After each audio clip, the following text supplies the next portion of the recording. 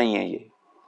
اگر 1 لاکھ روپیہ کہیں انویسٹ کیا ہو تو سال بعد 30,000 اس کی آمدنی ہو یعنی کہ پرافٹ ہو، اس پر زکوٰۃ کتنی دینی ہوگی؟ 1,30,000 یا جو اوپر پرافٹ 30,000 ہے اس کے اوپر؟ اگر 1 لاکھ روپیہ کسی نے انویسٹ کیا ہے اور منافع 30,000 ساتھ شامل ہو گیا ہے تو اس پر زکوٰۃ کیا 1/30 کی دینی ہے یا صرف 30 کی دینی ہے جو منافع ہے؟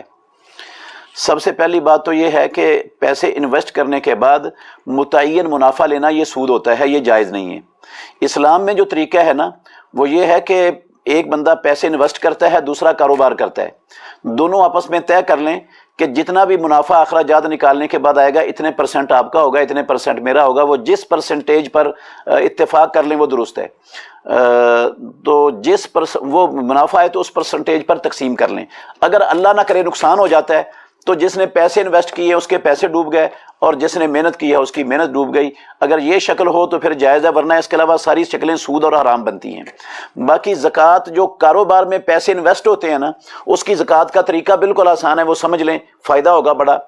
وہ ایک جتنی بھی کاروبار کے اندر قابل سیل سامان ہے نا اس کے پاس، چاہے وہ پروڈکٹس کی شکل میں ہے چاہے وہ خام مال کی شکل میں ہے، آج سال پورا ہو گیا کاروبار شروع کیے ہوئے، 1 لاکھ روپیہ کاروبار لگا کر شروع کیا تھا، تو آج اس کے اندر پروڈکٹس جو قابل سیل ہیں وہ کتنی مالیت کی پڑی ہیں؟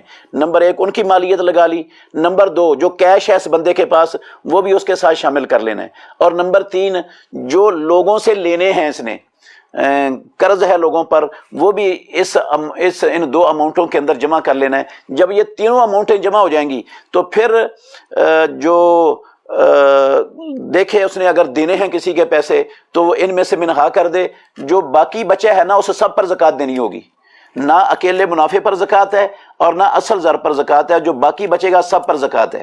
یہ ہے تمام کاروباروں کے اندر انویسٹ شدہ جو ہے نا وہ مالیت رقم اور چیزوں کی زکوٰۃ ادا کرنے کا طریقہ جو اسلام نے مقرر کیا ہوا ہے مسلمانوں کے لیے۔